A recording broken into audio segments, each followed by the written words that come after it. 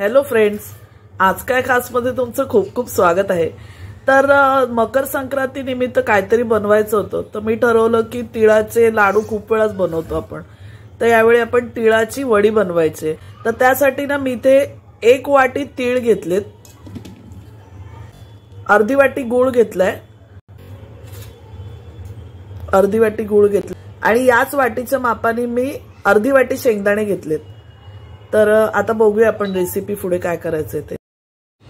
तर इथे अर्धी वाटी शेंगदाणे जे ते घेतलेत ते मिक्सर मध्ये जाडसर दळून घेणार आहे आपण। 1 वाटी तीळ आहेत भाजलेले, ते पण आपण मिक्सर मध्ये जाडसर दळून घेणार आहे। तर मी इथे तीळ आणि शेंगदाणे दोन्ही मिक्सर मध्ये जाडसर वाटून घेतले। आता ना मी इथे कढईमध्ये ना 1 टेबलस्पून तूप घेतलेलं आहे, त्याच्यात मी गूळ टाकून घेणार आहे।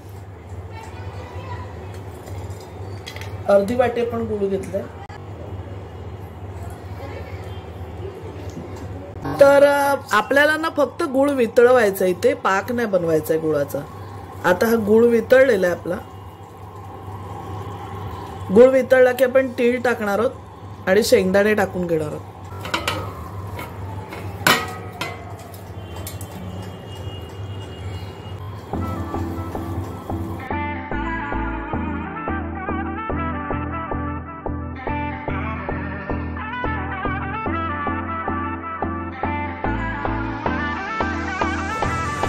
तिळाचं जो आपण क्रश केलेलं आहे, तीळ बारीकच वाटून घेतलं मी।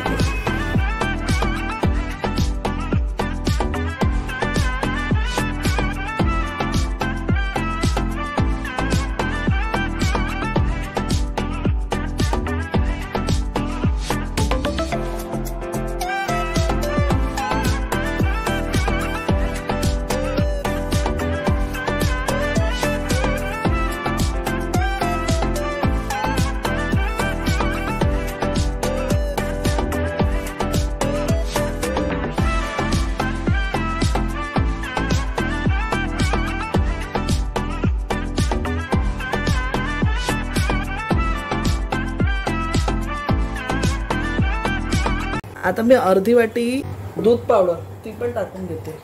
अर्धी वाटी घेतले, मी मोजून ठेवलेली।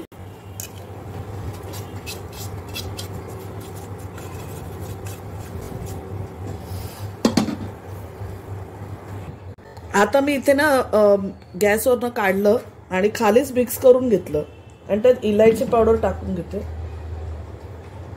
इलायची पावडर घेतली 1 टीस्पून, ती पण मिक्स करून घेऊया।